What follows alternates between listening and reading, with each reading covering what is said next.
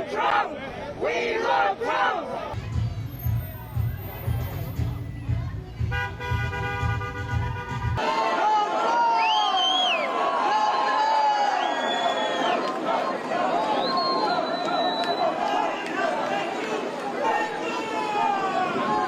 Why is it that people seem to like Donald Trump so much? And I think there has been a narrative for a really long time that Trump was speaking to people who were economically desperate and downtrodden, the white working class, who were crushed by globalization and angry about their future prospects. And I don't think that that's an unfair characterization in some sense, because certainly there are people who fit that profile who support Donald Trump. But if you take a really close look at the polling data, we see, and I found over and over and over, poll after poll, year after year, that there are certain things that are more strongly associated with people either saying they like Trump or willing to vote for Trump. And it has to do with, mainly speaking, social issues. It's stuff like concerns about immigration and the border.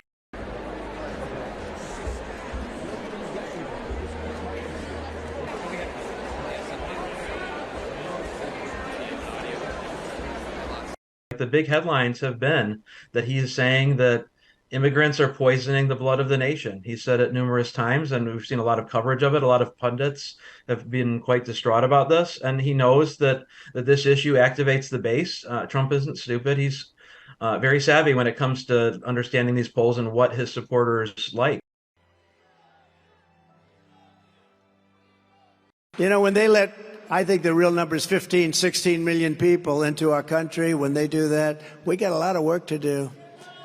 They're poisoning the blood of our country. That's what they've done. Underneath all of these social issues, I think lies a fear of social decline, a fear of loss. And not just a fear of loss, but a kind of a shakiness about ever recovering from that loss. Trump supporters identify him, whether he's kind of at the top or kind of being battered on, because it allows them to be aspirational when he's on top. Like, I could be like this guy.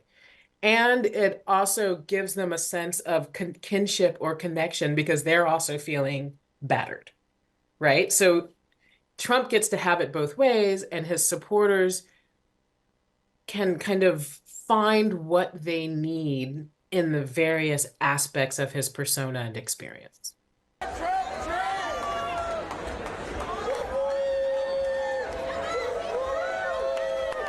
And he comes on powerful. His talk is highly aggressive and assaultive even, and that's kind of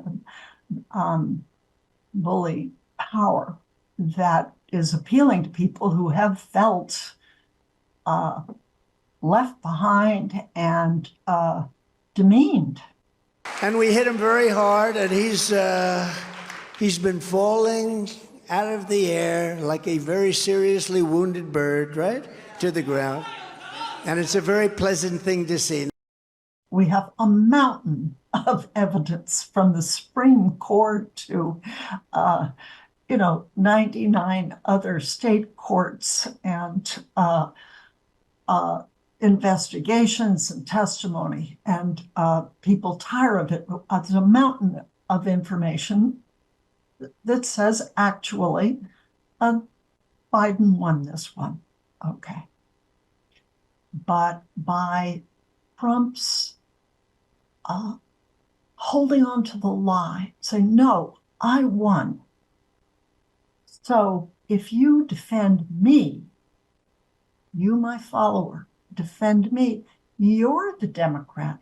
You're the one for democracy. That in a way, it's almost the theft of legitimacy.